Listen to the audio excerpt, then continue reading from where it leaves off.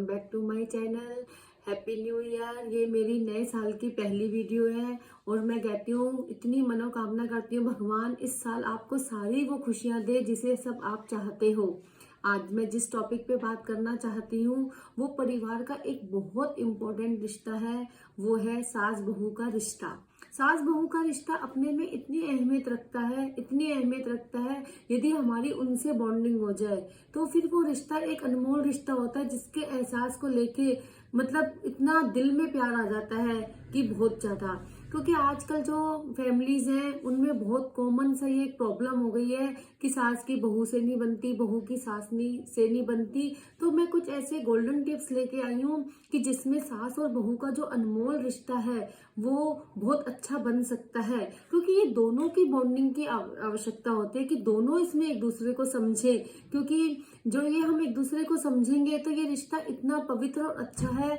एक परिवार में बहू जाती है तो उसको एक पति के साथ बॉन्डिंग करनी पड़ती है, ऐसे ही उसको सास के साथ भी करनी पड़ती है। तो पति पत्नी का तो जो बॉन्डिंग होती है वो हो जाती है, लेकिन एक सास के साथ जो बनाना होता है वो सास के लिए बहू के लिए मुश्किल होता है, बहू के लिए सास के लिए मुश्किल होता है।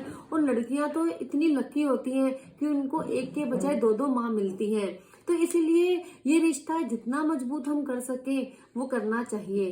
तो मैं आज आपको जो गोल्डन टिप्स बनाने जा रही हूँ वो यदि आप अपनी जिंदगी में फॉलो करेंगे, यदि आपके घर कोई नई बहू आने वाली है या आप बहू बन के जाने वाले हो, तो दोनों के लिए ये गोल्डन टिप्स बहुत जरूरी होंगे। और दोनों यदि फॉलो करोगे तो आपका घर जो है वो खुशी से भंडार हो जाएगा और इतनी खुशियां आएंगी बहुत ज्यादा। जो सबसे पहला होता है वो ये होता है कि रिस्पेक्ट करना। यदि जो बहू होती है यदि वो अपनी सास को माँ जैसे समझे और उनकी रिस्पेक्ट करे, तो जब हमारे लिए रिस्पेक्ट की भावना आएगी तो हमारे मन से ऐसे कोई बुरे शब्द ही नहीं निकलेंगे कि हम उसके लिए कुछ गलत शब्दों का यूज करें या गलत शब्द बोलें। तो अपने आप ही हमारी बॉन्डिंग इतनी अच्छी हो जाएगी कि बहुत ज्यादा अच्छी। तो इसलिए सबसे पहला जो होता है वो है इम्पोर्टेंट जो टिप है वो है रिस्पेक्ट करना। और जो दूसरा टिप होता है वो एक दूसरे के साथ समय बिताना। क्योंकि यदि हम एक दूसरे को समय देंगे तो हम एक दूसरे को बहुत ज्यादा जल्दी समझ पाएंगे। बहू को सास के लिए समय निकालना चाहिए, क्योंकि आजकल कामकाजी लेडीज ज्यादा होती हैं और जॉब वाली होती हैं तो एक दूसरे के लिए समय कम निकाल पाती हैं। तो एक दूसरे को समय दो। तो जितना जितना हम एक दूसरे को समय देंगे, हम आपसे में बैठेंगे, एक साथ कुकिंग करेंगे, एक साथ डांसिंग करेंगे, जो भी हमारा टाइम हो, यदि हम उनके साथ एक दूसरे के साथ समय बिताएंगे तो हम एक दूसरे को समझ पाएंगे। क्योंकि जितना हम एक दूसरे को समझेंगे हमारा प्यार उतना ही बढ़ेगा। तो इसलिए मोस्ट इम्पोर्टेंट टिप क्या है कि हमें एक दूसरे को समय देना है। और जो तीसरा टिप है वो होता है गलतफहमी दूर करना।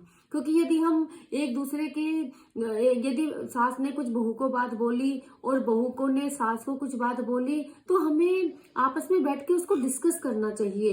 क्योंकि हम जितना डिस्कस करेंगे वो हमारे मन में जो गलतफहमियां है वो दूर होंगी। कई बार बहू का मतलब नहीं होता कि वो सास को कुछ गलत बोले, उसका अंदर का ये भाव नहीं होता। और कई बार सास का नहीं होता अंदर का भाव कि वो बहू से कुछ गलत बोले। तो जो भी है वो हम आपस में बैठे और उस बात को एक दूसरे को बोले कि ऐसे ऐसे मुझे आपके लिए लगा, या सास बोले मुझे आपके लिए लगा। तो हम जितनी आपस में गलतफहमियां दूर करेंगे और बैठ के हम आपस में बातें करेंगे उतनी हमारी गलतफहमियां दूर होंगी। क्योंकि जितना हम एक दूसरे को समझेंगे उतना ही हमारा घर परिवार बहुत अच्छा चलेगा। दूसरी टिप है वो है नजरिए को बदलना। अब जो पहले की सासें होती थी वो उन्होंने बहुत कुछ सहा, तो ये नहीं सोचना चाहिए कि जो हमने सहा है वो हम बहुओं को भी सहने के लिए करें। क्योंकि अब हमें अपना नजरिया बदलना होगा, हमें दुनिया के साथ समाज के साथ बदलना होगा। क्योंकि आजकल जो बहुएं आएंगी उनके चेंज होंगी, उनकी सोच अलग होगी। तो हमें अपना नजरिया बिल्कुल बेटी जैसे करके उनकी हर बातों को सम्मान देना चाहिए। क्योंकि उनकी बातों को हम सम्मान देंगे, उनका वो जैसा चाहती है अपनी बेटी की तरह नजरिया बदल के उनको वो सब करने देंगी, तो फिर वो चीजें जो होंगी वो आपके लिए जीवन में बार बार नहीं आएंगी कि प्रॉब्लम्स आती जा रही हैं। और बहू को भी अपने सास के प्रति नजरिया बदलना पड़ेगा कि वो ये सोचे कि ये हमारी माँ है, ये माँ के नजरिए से देखें। तो जब हम माँ के नजरिए से देखेंगे तो उनकी हमें कोई बात बुरी नहीं लगेगी। इसीलिए हमेशा अपने नजरिए को दोनों बदल के रखेंगी तो आपसी बहुत प्यार बढ़ेगा। और जो एक बहुत ज्यादा आता है जिंदगी में प्रॉब्लम्स में हमारे परिवारों में, वो होता है तुलना करना।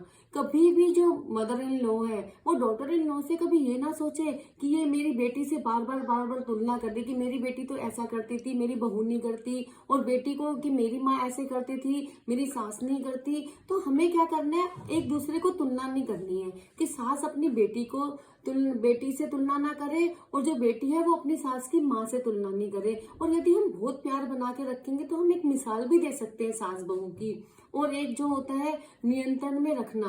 आजकल की मदर इन लॉ का क्या होता है कि अरे भी मेरा बेटे जो बहू है वो बेटे की ना हो जाए, ये उसको उल्टा स्पेस दे, और ये सोचे कि यदि बेटे और बहू का आपस में प्यार रहेगा तो ही तो जिंदगी आगे चलेगी और अच्छा चलेगा।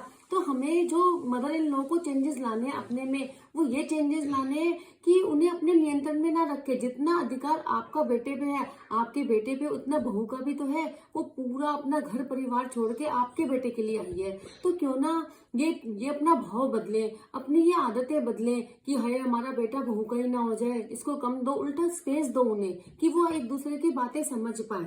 तो इसलिए ये भी एक बहुत इंपॉर्टेंट टिप्स है। जब हम इन चीजों को फॉलो करेंगे तो सास और बहू में बहुत प्यार बढ़ेगा। एक टिप है, वो है रीति रिवाजों को समझना। जैसे कि यदि कोई बहू अपने ससुराल आई है तो उसको वहाँ के जो ससुराल होते हैं उनके रीति रिवाजों को समझना चाहिए कि ये कैसे रीति रिवाज है। यदि हम उनको फॉलो करेंगे, उनको रीति रिवाजों को समझेंगे, तो क्या होगा कि सास को भी बहुत खुशी होगी, परिवार वालों को भी बहुत खुशी होगी। जब हम एक घर में एक अच्छी बेटी बन सकते हैं तो बहू क्यों नहीं, और यदि हम एक आदर्श माँ बन सकते हैं तो एक आदर्श सास क्यों नहीं बन सकते।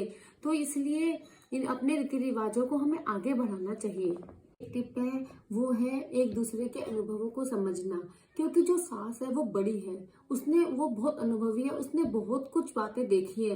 तो जो सास है वो क्या करने, अपने अनुभवों को अपनी बहू को बताए, और जो बहू है वो अपने सास को अनुभवों को ध्यान से सुने और उनको प्रेरणा लेके आगे चले। क्योंकि यदि वो अनुभवों को सुनेगी और उनको प्रेरणा बनाएगी अपना, तो घर परिवार कितना अच्छा चलेगा। तो जो मैंने आपको आज गोल्डन टिप्स दिए हैं, यदि आप उनको फॉलो करो, और यदि आपको ये पसंद आए हो तो आप जरूर शेयर करें। जो हमारे समाज में एक ये प्रॉब्लम सी बनी हुई है, बेटियों को शुरू से डराया जाता है कि हाय तेरे को वहां पे एक सास मिलेगी, तो तू उससे कैसे अपना कर पाएगी, प्यार कर पाएगी। तो ये सोचो ना कि बेटी तो बड़ी किस्मत वाली है, उसको दो दो माएँ मिली है। तो उसकी धारणाएं बदलो। हमेशा बेटी के मन में ये बोलो कि जो तुझे यहाँ पे एक माँ मिले तो वहां पे भी एक माँ मिलेगी। और सासों को ये समझना चाहिए, एक हवा नहीं होना चाहिए, बहू आएगी वो मेरे बेटे को अपना कर लेगी, ऐसा कुछ नहीं होता। क्योंकि वो यदि ये सोचो वो तुम्हारी बेटी आ रही है, तुम्हारे घर में लक्ष्मी आ रही है, तो दोनों को अपनी सोच बदलनी पड़ेगी। यदि बहू भी अपनी सोच बदलेगी और सास भी अपनी सोच बदलेगी, तो घर परिवार का जो ये एक अनमोल रिश्ता है वो बहुत अच्छा चलेगा और बहुत प्यार बढ़ेगा। और हमारे समाज में ये जो थोड़ा डर है वो खत्म होगा। आप ये रूल्स फॉलो करो, टिप्स फॉलो करो, और बहू एक बेटी की मिसाल बन के दिखाए और जो सास है वो माँ की मिसाल बन के दिखाए, तो समाज में कितना अंतर आएगा। यदि मेरा सीक्रेट ऑफ गुड वाइब्स आपको पसंद आए तो ज्यादा से ज्यादा शेयर करो, और थैंक यू।